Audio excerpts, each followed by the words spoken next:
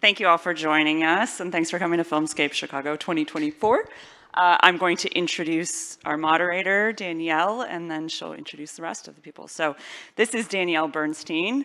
For over a decade, she spent her life working on One Chicago, starting with the Chicago Fire pilot, which seems like so long ago, yet, a flash in the pan. God, what are you going to say? And really, she likes to say she spent those years as a marriage counselor, sort of handling all the publicity and the production talent on those shows. And that culminated in 4 years as co-producer on Chicago Fire, PD, and Chicago Med. And now she's kind of off on her own producing. I've been fortunate enough to collaborate with her on a few projects in the indie world and beyond. So thank you, Danielle. Thank you. Thank you, Colette, for the introduction, for organizing this panel, inviting me to moderate. We're going to be discussing balancing paid work with passion projects. Why do we do that? How do we find that balance? I think we have a stellar combo of industry professionals. I think it's going to make for a great discussion with like a wide breadth of perspectives on the topic. So without further ado, it's Joe Minoso. Some of you may recognize him as Joe Cruz on Chicago Fire. He is originally from New York, moved to Chicago after receiving a Master of Fine Arts, and began working mainly in Chicago theater.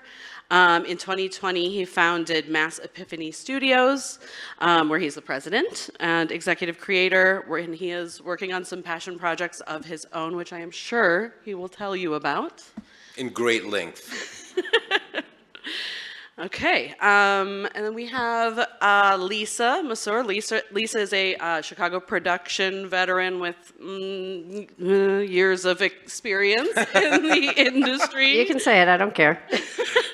30 years of experience. She took off from New York shortly after graduating, and I think there was a strike going on in New York. He made a temporary move to Chicago and never left. I think you've had a really diverse career in film and television, and then sort of got your bread and butter was in commercial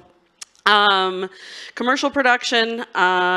She founded Tessa Films in 2017 and has sort of always straddled the line in terms of balancing sort of making a living and making passion projects. And then we have got Tim Troy. Tim is a union crew member here in Chicago, born and raised. He's a Dolly grip on Chicago PD. He is also a director and, as he put it, sometimes writer. Tim founded Crazy Little Monster Productions in 2016. He's directed a number of shorts, including the award-winning horror film Ding Dong, and he is currently working on a couple features. We give everybody a round of applause.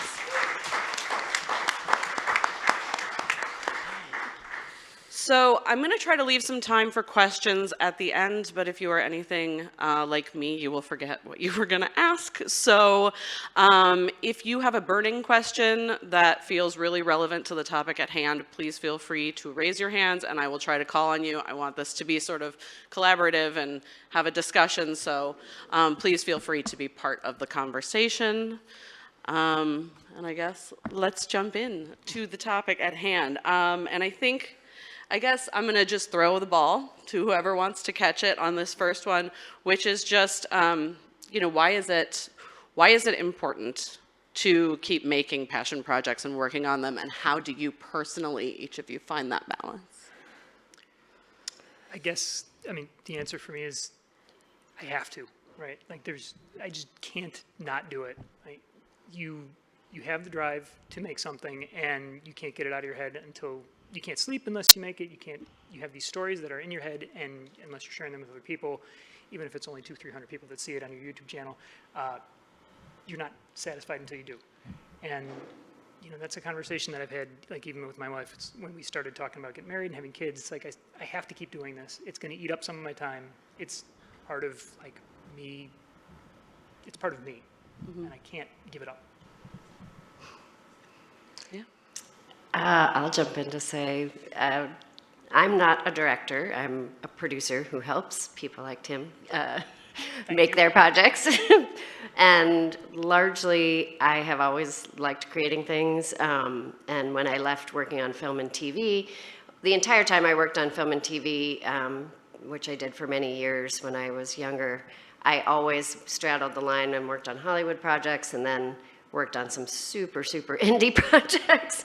And it was always either a story that I loved, that I just read the script and fell in love with it, or people I loved who were trying to make something that they wanted to make, and I just can't help but support wonderful people. So I kind of still do that. And if anyone, particularly now I have a company that has a roster of directors, and if we mainly work on commercials, but their passion projects then by osmosis usually become my passion projects as well.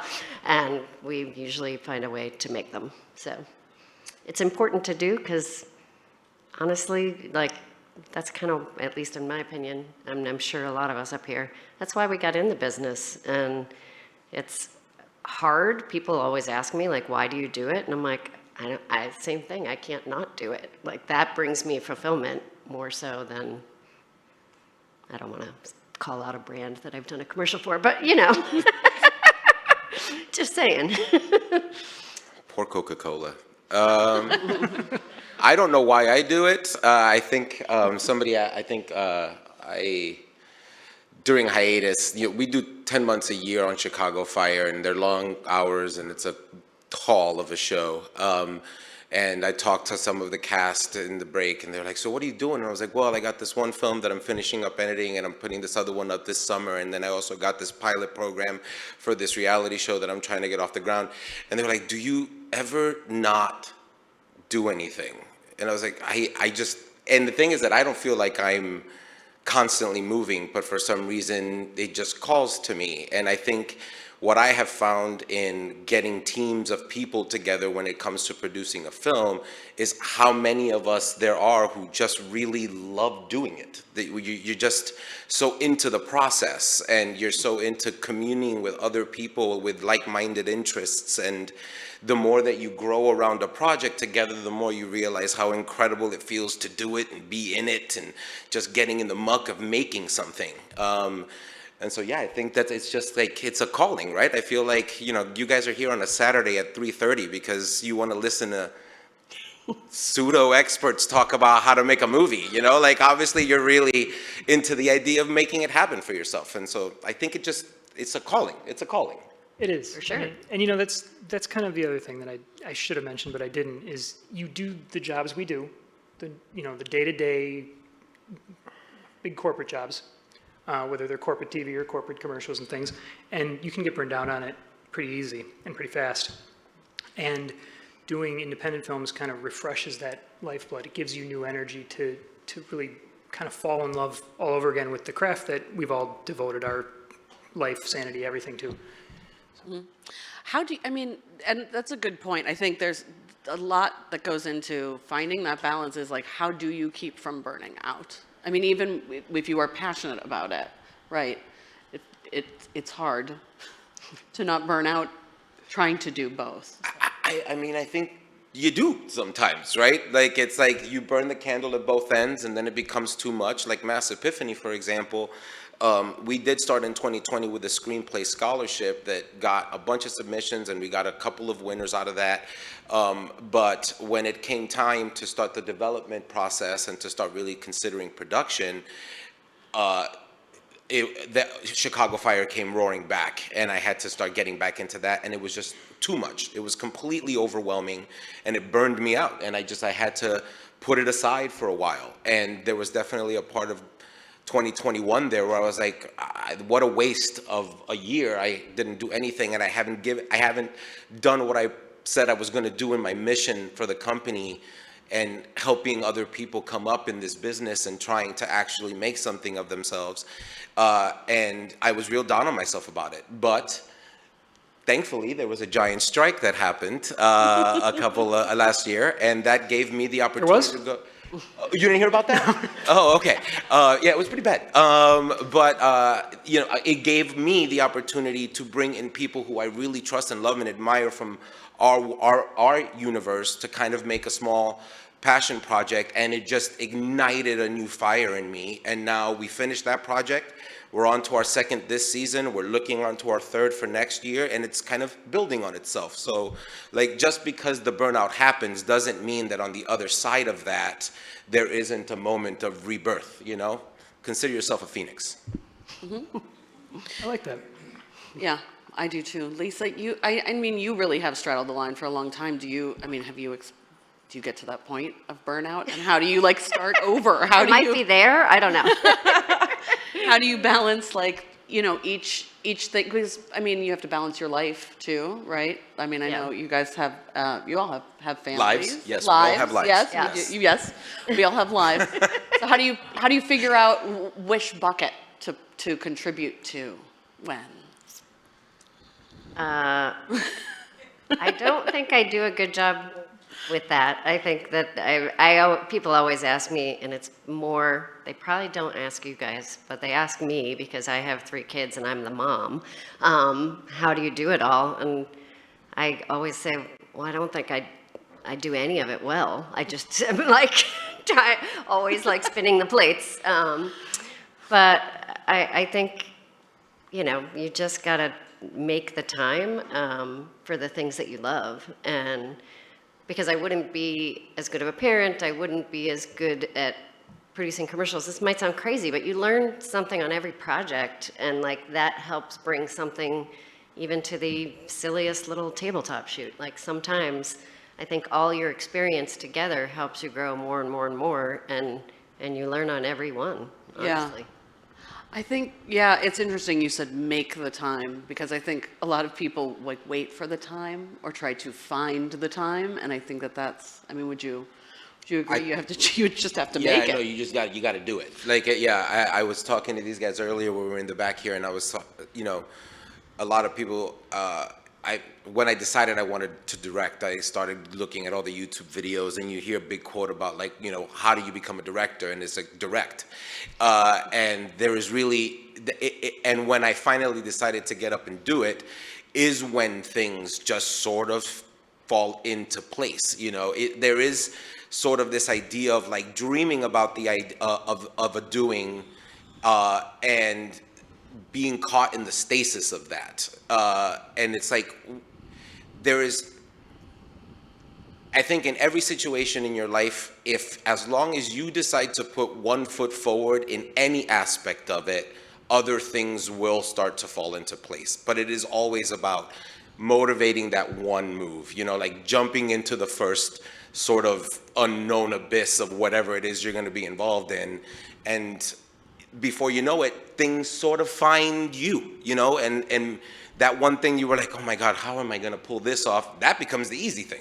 And then it's like, oh, but how the hell am I going to do now this thing? And then it's like, honestly, I don't know how producers do it. Like, it's like, I'd much rather just direct and be in front of the camera, because producing sucks. It is hard, never-ending, like, problem solving. Thankless It's problem endless. solving. It's Yes. endless. Yeah.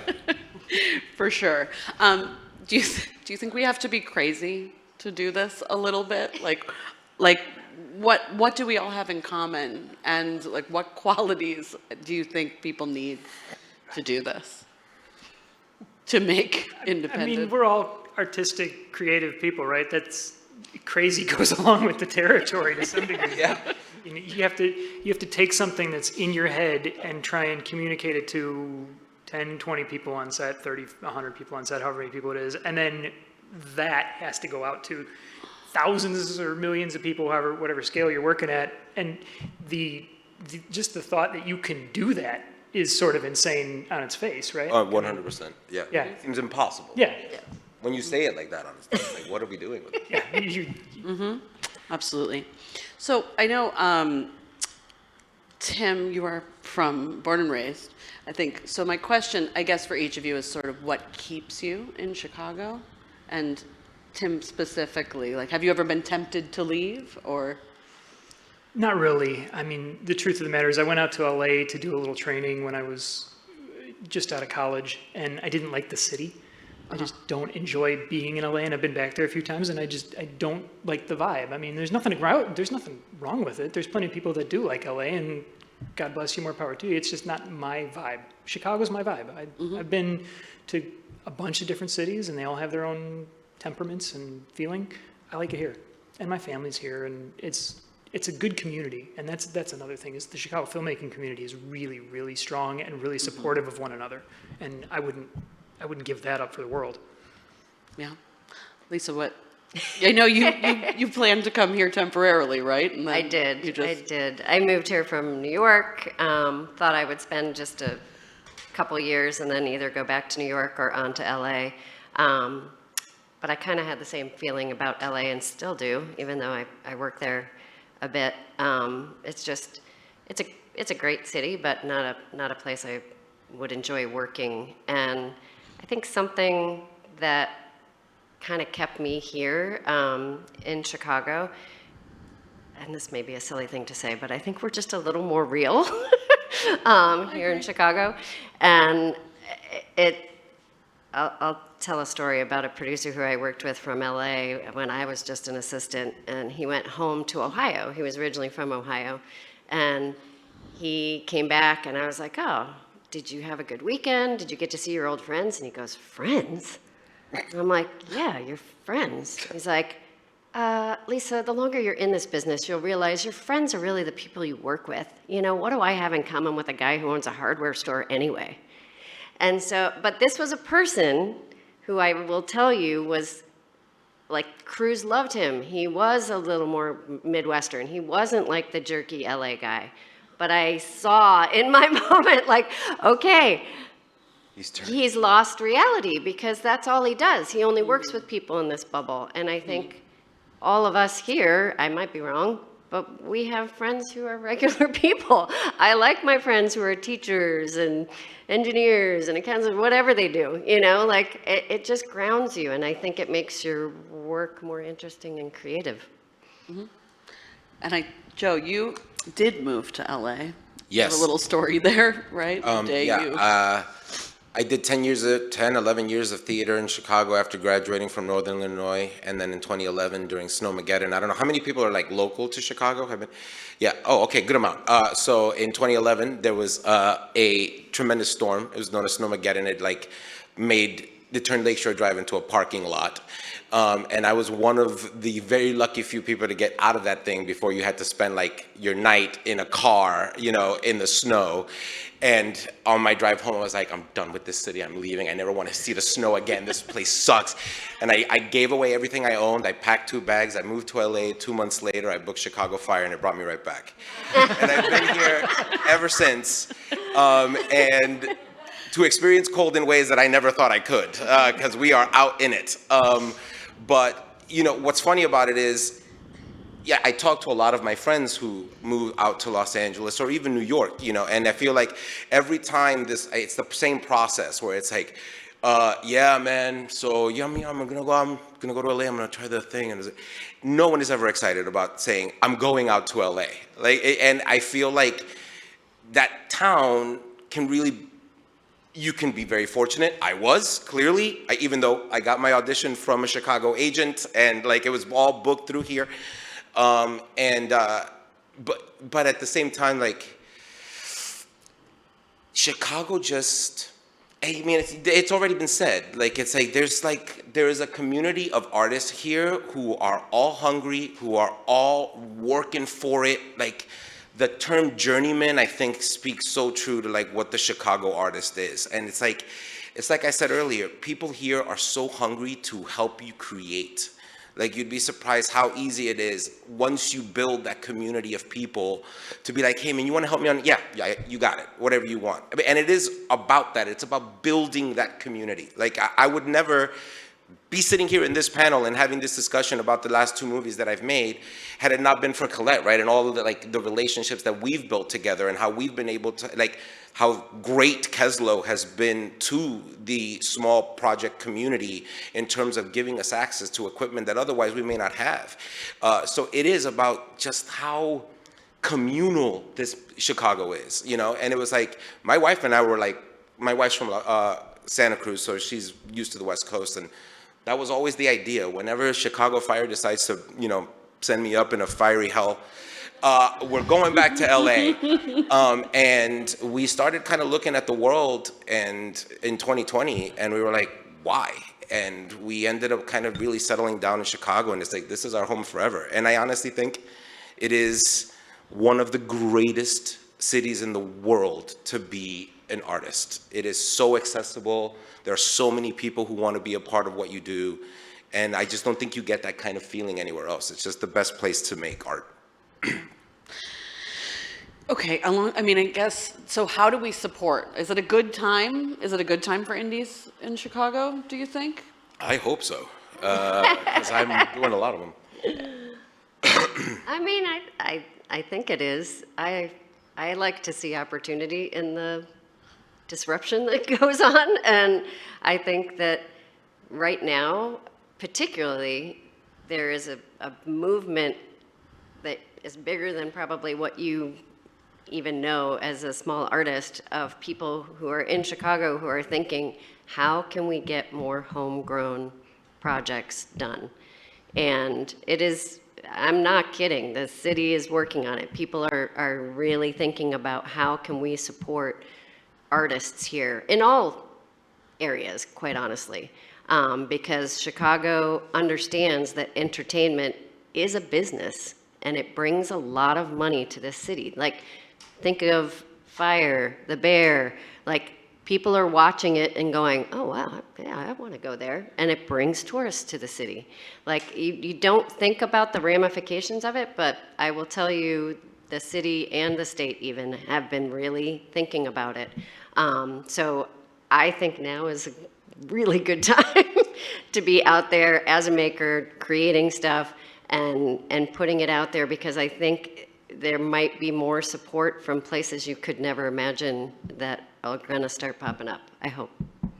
Knocking on wood. You're here.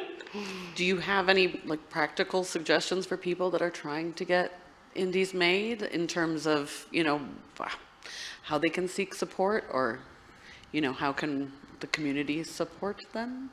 How do you get these projects funded? Yeah.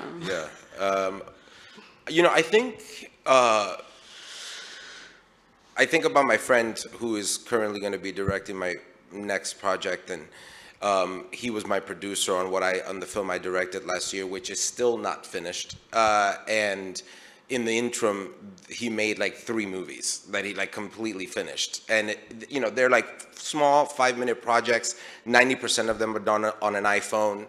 And honestly, the quality is pretty fantastic. I think you'd be surprised how creative you can get with minimal equipment. And if you just really learn how to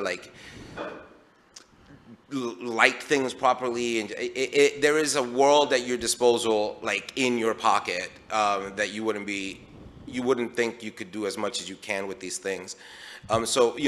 But I guess for us, for Mass Epiphany Studios, our model is we are a nonprofit. So what we do is we look for ways to get funding dollars from any number of organizations to help fund individual projects based on the project themselves, or organizations that are interested in just funding the overall mission of the company.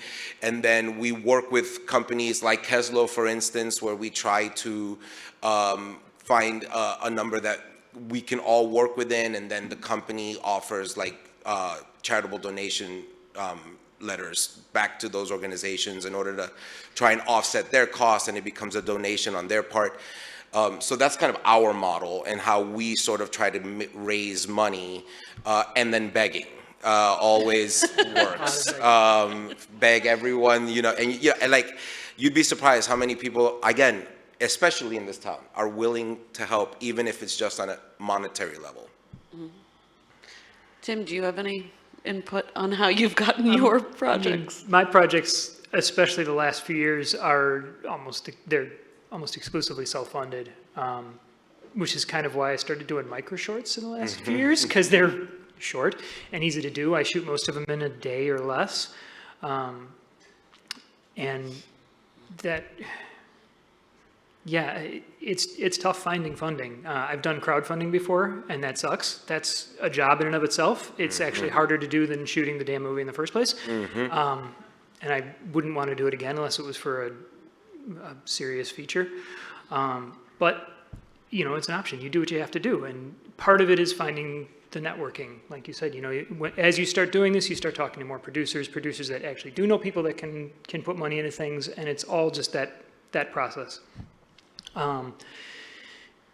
But the thing that always saves me is the favors. You know, you beg people for Begging. favors, Yeah, and no, they come out and they help, and they really do. And that's, you know, hopefully being somebody that people like to be around helps. The thing that I can say in my situation helps get people out on my films. I try and kick at least a little token payment, even if it's just gas money or something. But even in the situations where it's a bigger project and I can't pay most people or anybody, the films get made and they get finished and they get seen. And I'm very, very aggressive about trying to get things out into festivals, trying to get it out onto you know, YouTube or whatever. Like, at least there's so many people that work on films, and then they're like, yeah, I never saw it, I never heard anything about it. Like, for, you know, send an email out. Hey, the movie's done. You can see it here. And that sticks in people's minds. They're like, okay, you know, Tim finished his movie. Great. If he calls me again for something, at least I know it'll be done and it's going to be worth the effort. Yeah, and I would say, I mean, funding is the biggest issue. I mean, I'm not going to lie, even for anything that we're trying to do. So favors are a big thing in your community that you build day to day when you're working. Those are the people who come and help you, thankfully. But I would also say, it sounds crazy, but looking for grants for certain things. And it is work to apply for such things. But man, when you get some seed money, even if it's, you know, 20K, whatever, like, that goes a long way when you're trying to do a short film. It really can. And so that has been an important part of how we've gotten some side projects done.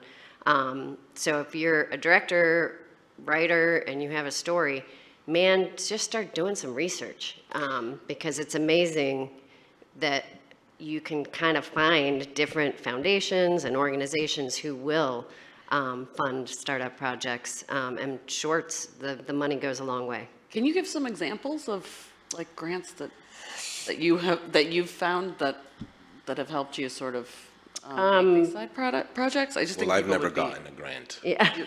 I make horror movies, so I'd never get a grant. Maybe there might be a few funds out there. I haven't chased them down because I haven't anything big enough yet. But. Yeah.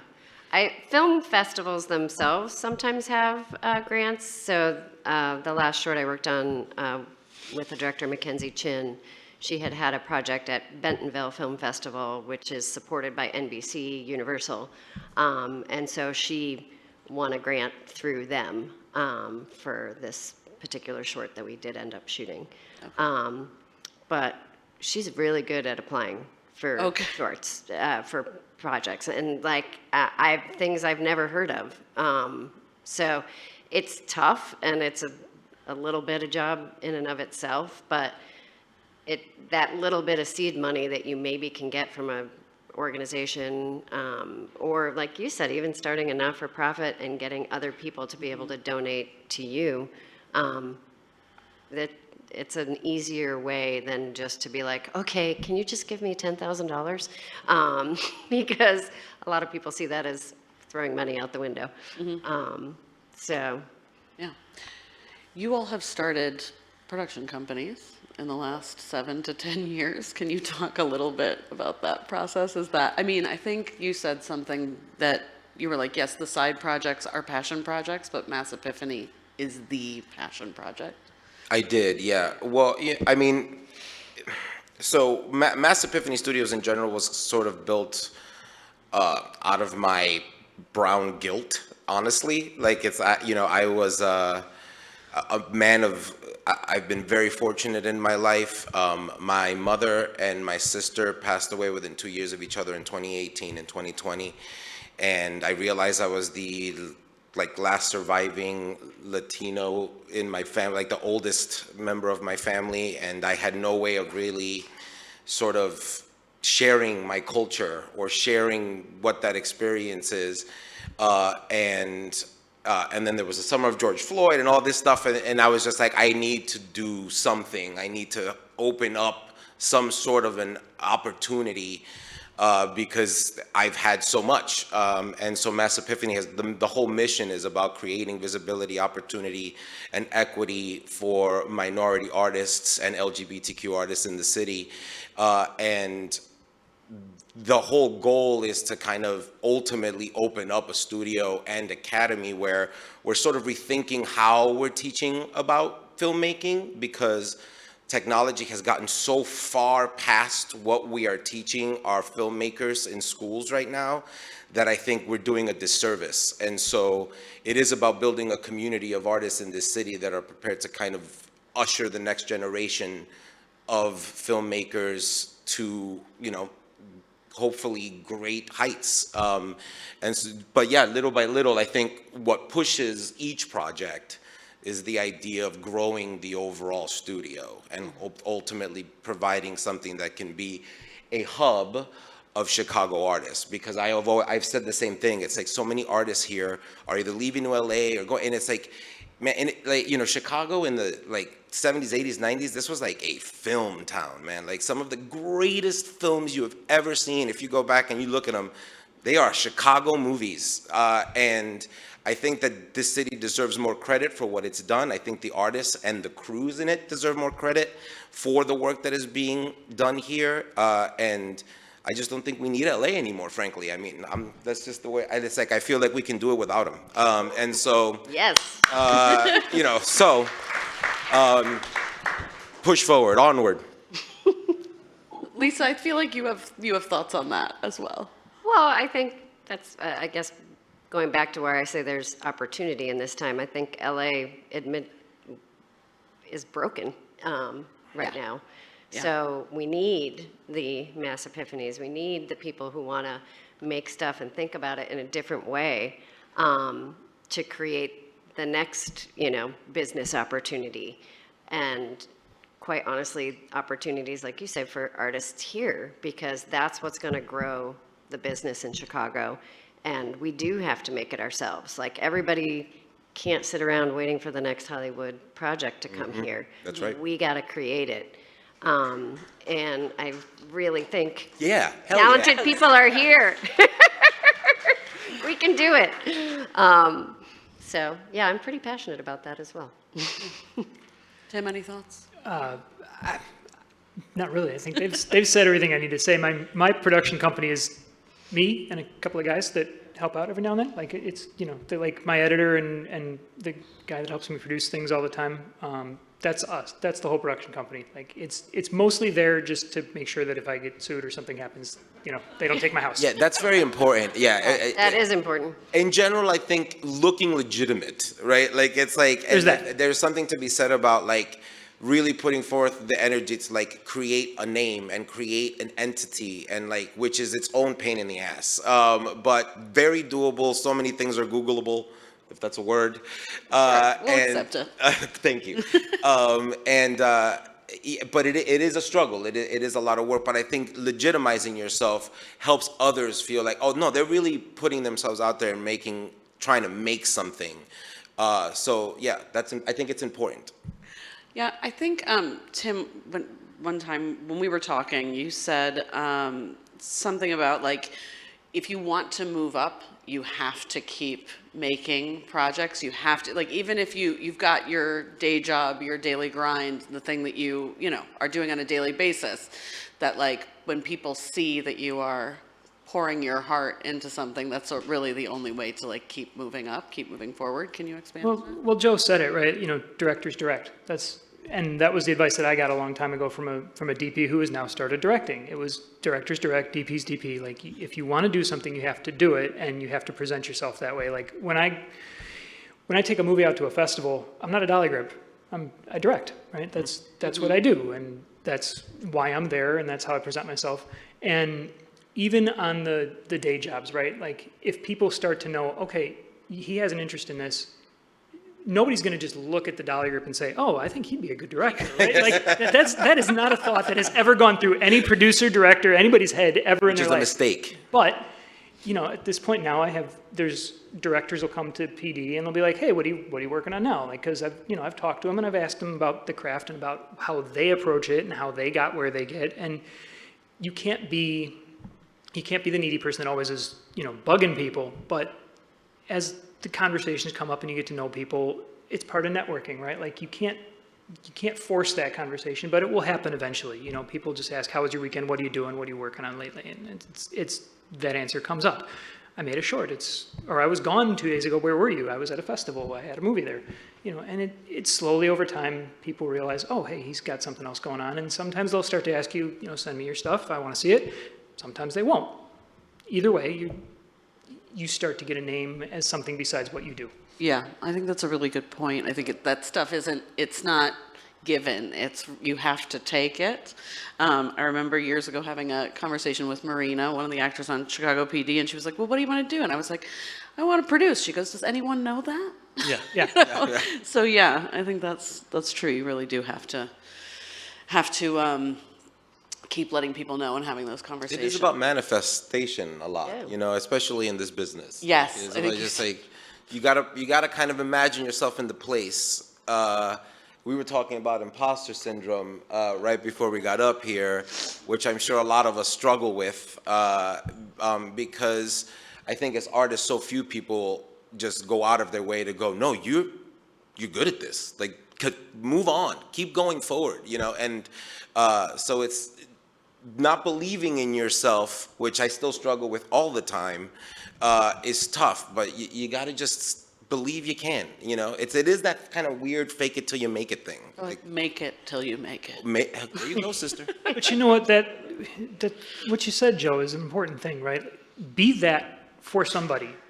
Be that for everybody if you can, but for as many people as you can, be the person saying, you are good at this and you should keep doing it, right? Like I have made a point of saying that to some of my friends and some people that I know that, are just coming up and or some people that are now way ahead of me, but even the people that are way ahead of you, sometimes they still need to hear it, right? Like, you're good at this, do it. You keep going. That's a great point. Yeah. And then, so when those opportunities come along, do you take them? Like, do you take everyone? Do you pick and choose? How do you figure that out? You mean which opportunities? If there is an opportunity to take an indie project, like to take a position on an indie project that's a little bit above where maybe you normally would be, but it pays nothing, do you take it? If you can. Yeah, I mean, I think there's so many factors that go into it as far as like what's going on in your life and The people that you're what have working you. with, Yeah. I mean, I think there's a lot of things to weigh in that particular situation, Yeah. but for the most part, I say always seize an opportunity. Yeah. Yeah. Yeah, like, I mean, I moved ahead quickly at a younger age because I took on indie projects on the side that I was like, oh, a first AD, I could do that. I had no idea what I was Especially when doing, you're young. but I did it, I'm so sorry. Go ahead. I was going to say, I have a friend of mine who, he was on a show for Netflix that did really well. Why am I talking in?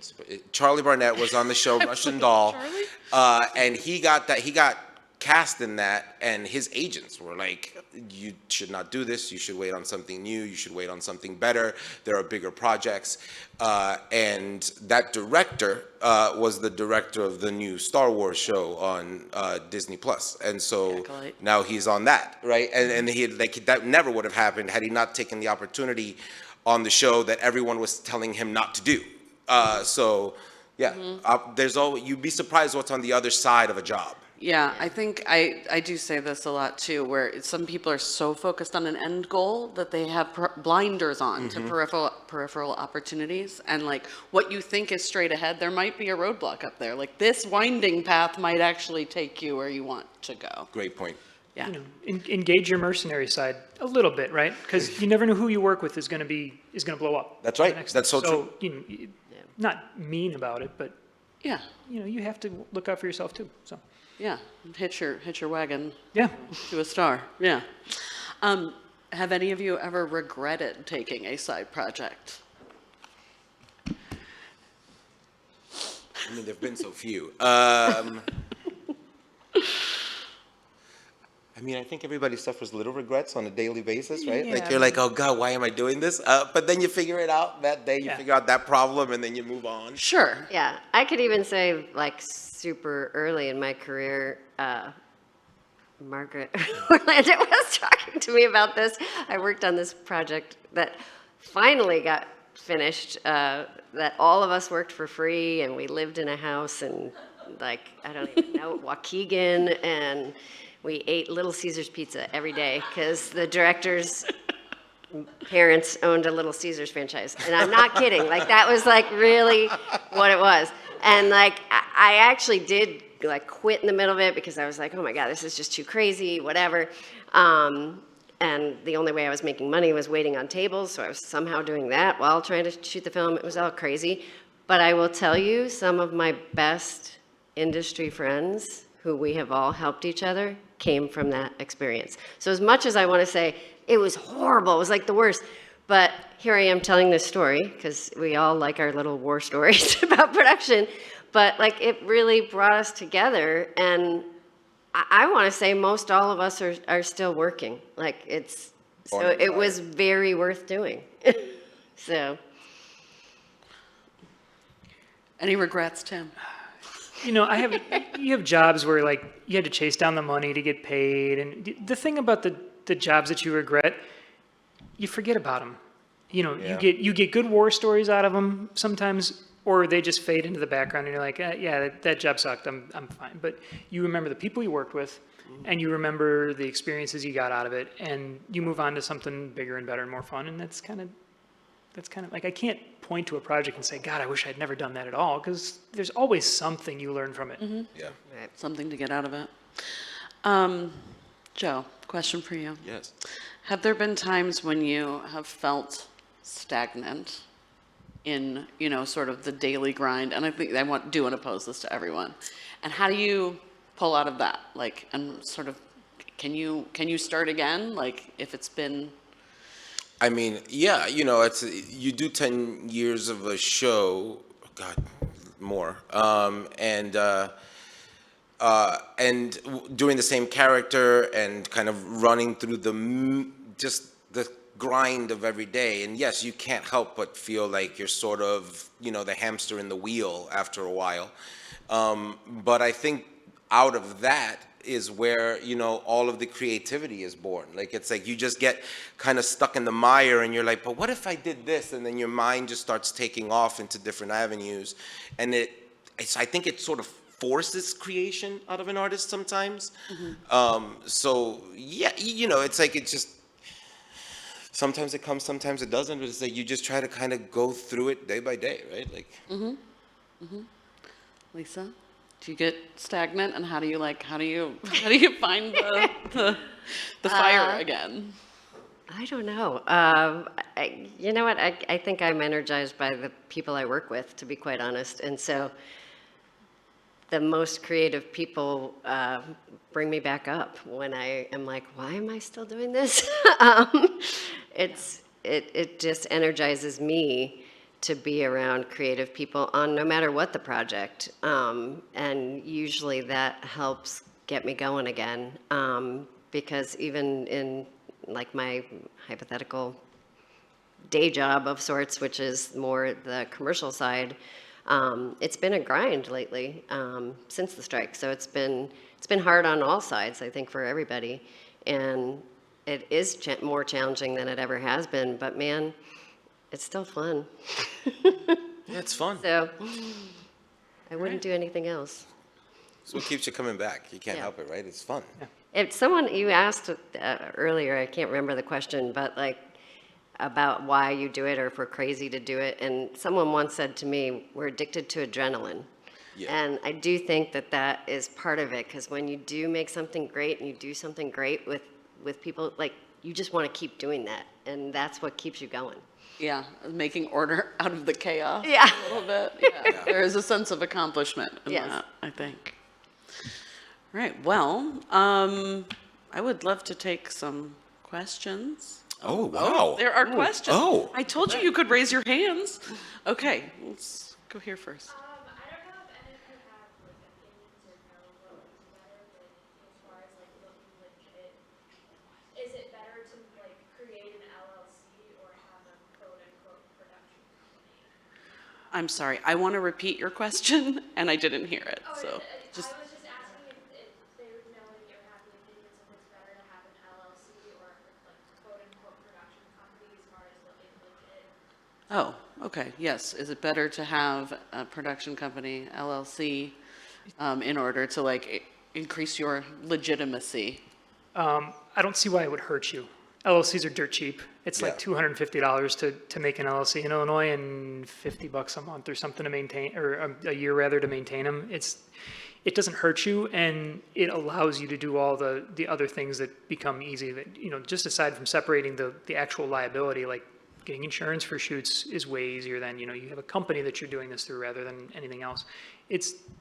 I say, I can't think of a reason it wouldn't help you.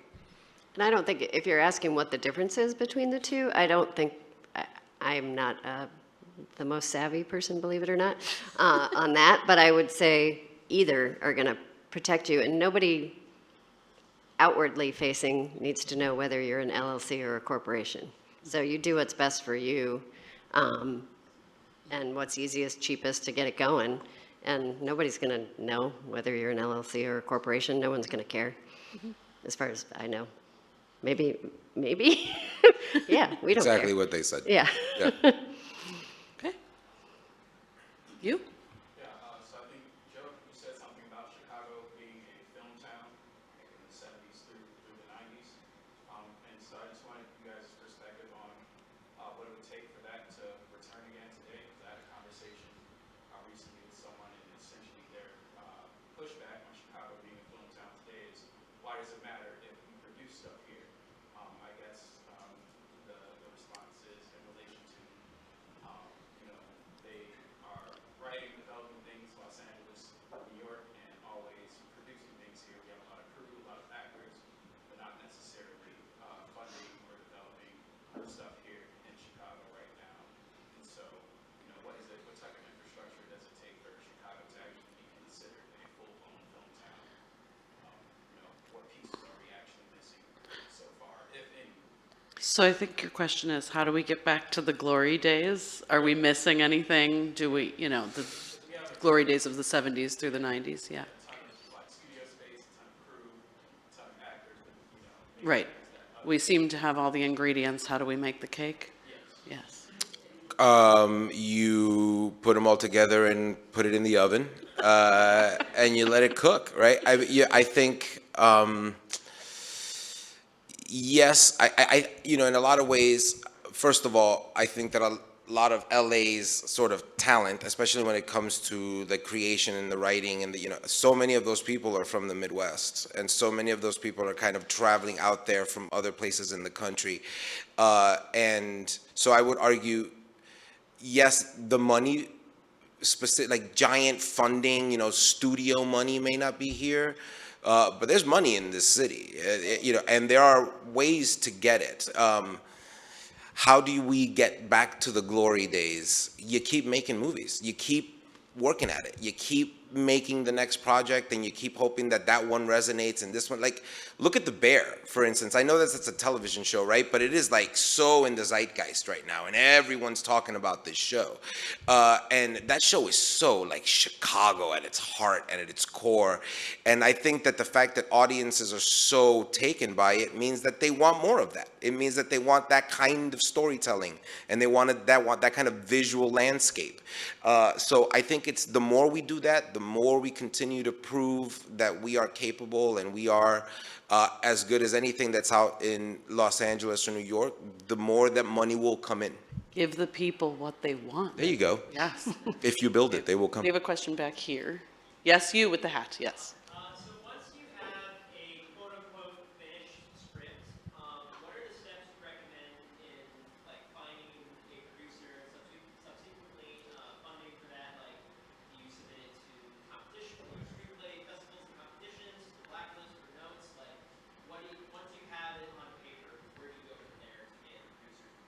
So how do you get the script to screen, sort of in a step-by-step? Yes. You A ask, lot of luck. you ask a dozen people, you ask 100 people, you ask 1,000 people, you're going to get 1,000 different answers, right? Yeah. Like every movie that gets made has the same story and has a completely different story. The general gist is you can go through some screenplay festival or some screenplay competitions if you want. The screenplay competitions that are going to do you any good, you probably know the names of. You can rattle them off the top of your head. There's 4 or 5 of them maybe that somebody will approach you from if you win it or if you place highly. Some lower tier festivals, which not to say they're bad, but they're just not those top tier festivals. You go to them and you meet the people that are there. Like the answer that this boils down to is the networking. Like it takes a long time. You have to have a group of people. You have to meet people and shake their hands and see them face to face and talk to them. And, not just about your script, but talk to them and get them to know them as people until they're comfortable, like knowing you as a person and say, this is probably somebody I want to work with. And then you start building those business relationships that way. I have a handful of producers that I've met on festivals that I can reach out to now that like, here's a script. Are you guys interested? And most of them say, nah, we're not interested. But that's the process. It takes a long time. It's hard, but there's no shortcut that I know of. Okay. Next. I know, I'm sorry, I just would also say, if you don't have a producer or if you don't have somebody behind you who is capable or has that experience, find the hardest working person that you know with the most detail-oriented mind and tell them, help me make this movie. If they're an A-type personality, that's very helpful because they will end up getting obsessed with how to get it made. And so, yeah, it's like you can't do it alone. You need partners and you need people who believe in it as much as you do. So find those people and convince them your passion is theirs, and you'll have a good step forward there. That's great. That's a That is great good point. advice. Yes, sorry, second row back. Yes. Go ahead. Hi. So, kind of in the same vein as getting back to the glory days, right? I'm an actor, and I'm sorry. Thank you, I do. and I am curious. So we have so many amazing, talented actors in this city. Why are we casting out of LA and New York? I mean, I'm with you. Chicago won. I mean, you're going out for the co-stars, the guest stars, all this, and Right. Especially recently, post-strike, it's New York actors, it's LA actors. Right. So if we have all this great talent here, why are we still casting out of LA and New York? I wish I could answer that question. I battle with production about that all the time. I don't have an answer for that one way or the other outside of the machine is moving at the same pace on the same track that it has for forever. And yeah, I literally argue with people all the time about that because it becomes a logistical issue for the production company as well, because sometimes actors aren't available or it's a pain in the ass to bring them from out of town. Yeah, they'd rather have local hires. I think most of the time they would prefer it, but I don't Yeah, have did it. Fire It's a ask you much to be higher local level. after you moved? Yes, that's Yes. right. I was technically an LA actor when I booked Chicago Fire, but they were like, would you consider being a local hire? And I was like, sure, yeah. Sure, you had just signed your lease, yeah. Yeah. Yeah. In LA. Okay, next, or Lisa, did you have? I was just going to Sorry. say, it's probably not even just the producers of the certain series that are here, it's the networks. Yeah. From my Yes. experience. Yeah. That they want to have a guest star or whatever with a name that they think is going Right. to bring more people to There's- watch. Like, it's just this There's always. theory that they Antiquated. have. Local that that's- casting And it company is, and- I believe it's a little And antiquated. I don't think but it's a money that- thing. You said it's money. I don't think, because it would technically be less expensive. Yeah. To bring the viewers to, Yeah. I don't know. I mean, I don't, I think they're idiots. That's why, because they're idiots. Yeah. Yes. Yeah. Okay, great. Summed it up. Next question. I just want to make sure I'm not missing anyone in the back. Let's go. Yes. To kind of come back to balancing passion and work, how do you balance that in terms of like, how do you spend 12 hours on set as a Dolly would, and then go home and find the time and energy to Right. The hours on set are brutal. Yeah. Yes, how do you do life and well, long days on set and make passion projects? I get creative with the time on set. I have maybe been known to be producing movies from my phone in the back of a dolly. That may or may not have happened before. I might be, writing emails or something while we're setting up, while I'm not busy setting up a shot. My camera's down or something. You find the time where you can find it. I always have sides on me because I tend to scribble scripts on the back of them. So you just make it, like we said, you find the time where you can. Or it finds you and it forces, it's like, oh man, I got this deadline. I gotta do it. Yeah. Yeah. How do you not feel yourself burn out working on multiple projects at once? Because I have a hard time saying no to stuff, so I'm constantly doing like 2, 3 things at a time. And like a month in, I'm like, why am I doing this? So. But you made it through all of them, right? Yeah. There's your answer. There you go. Just do it. You did. And I mean, I think as you go along in your career, life will start to force some of those things. Like when I had kids, there was a period of time where I couldn't do any side projects, and it was just the fact of the matter, I couldn't. So I think that you'll get to a point where it'll be easier to say no. I'm a person who suffers from saying yes all the time, and especially if it's like something that like I said, a project that I like or a person that I like behind it, like I just have a really hard time saying no because it's my nature to want to help everybody. But sometimes you gotta step back, and usually it's life for me that it's like impossible for whatever reason for me to do it. So you'll get better as you go along. Thank you. I think we've got time for like 1 or 2 more, and I have seen these 2 hands for a while, so let's go with you. What advice would you give an upcoming video production company to get the attention of, let's say, nonprofit organizations to help with the funding or with, other fundings for like projects like teaching or commercials or stuff like that? Okay, so the question is, how does a startup get the attention of a not-for-profit or other places that might fund you? Yes. How would you get their attention?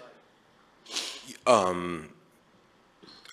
Cold calling, cold emails, presenting. I don't know if you guys know about Canva. Canva is an incredible website. It has so much potential for building pitch decks. Learn about building pitch decks. I think that's hugely important.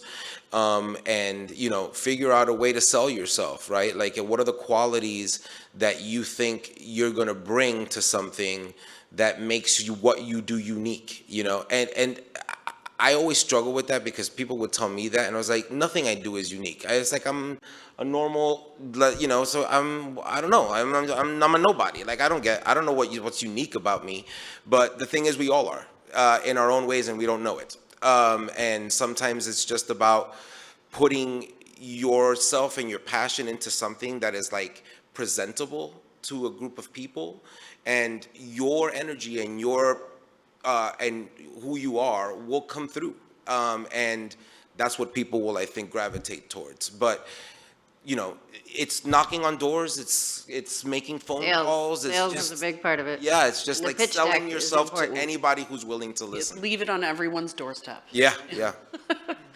Okay. I think this is going to be the yes. You've she's had your been- hand up like you the got whole it, time. got Okay. Sorry, I can't deal with people who's, yes. I'll answer your questions after if anybody has any. Yes. Thank you. So I'm passionate about more than one thing, and it seems like all of you are too, and you're navigating that really well. I was at an event a few years ago where a director really freaked me out because he said the first project that you do, like your first feature film, and I'm pretty inexperienced at this point, as soon as you walk onto that set, whatever you say that you are, that's all people will see you as, and they will keep calling you for that one thing. So do 2 disparate things, like I'm a director and I'm a makeup artist, and one of those definitely gets me paid a lot more, right? So is that real? And if so, how do you navigate it? So this This awful director told you you have to pick one direction, and that's how you'll be seen for the rest of your life. And is that true? I think that guy's stuck in his own world. Yeah, I think. It was John Roman on the Chicago Fire pilot. He said, "What do you want to do?" And I said, "I'm a Jane of all trades." And he said, "Kid, pick a direction." And I said, "All due respect, that may work for you. It does not work for me. Yeah, absolutely. Do Yes, everything that Here, you here. can do." Amen. All right, sorry, I answered that question. Yeah, I'm supposed to breathe. No, moderating, I'm glad so that sorry. you did. No, she has a ton of experience. I feel like she hasn't given you any of her insight, which I think is incredibly valuable because she's busy trying to tell us to answer questions. But yeah, that guy, I don't like that guy. Yeah, no, he's terrible. Hey, Do we have time for any more? Should we cap No. it? Cap it, all right. With a smile, But Colette's like, no. we are still around, so if anyone has questions, I'm sorry, I'm so sorry I missed you back there. got I feel you. bad about it when I go to bed tonight. Okay. Thank you guys so much. Thank you guys so much. Thank you. Thank you. Thank you guys for coming.